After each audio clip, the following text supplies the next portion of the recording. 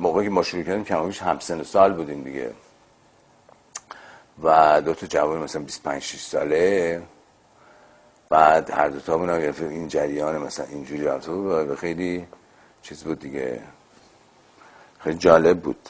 و من وقتی که قیصر رو رفتم دیدم هم موقعی که اومده بود رو پرده و اتفاقا رفتیم فیلمو با ساعدی هم رفتیم دیدیم تو همین سینما دیانا بود. چی بود سینمای دیانا؟ تو پرد قلقله یک موجی داشت، اصلا خیلی جالب.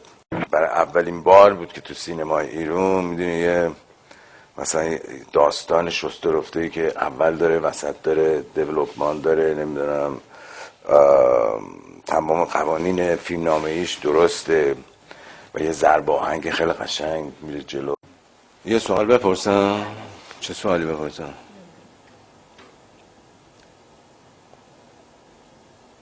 خواستم بپرسم که مسعود چند وقت به چند وقت ریششو کوتاه میکنه؟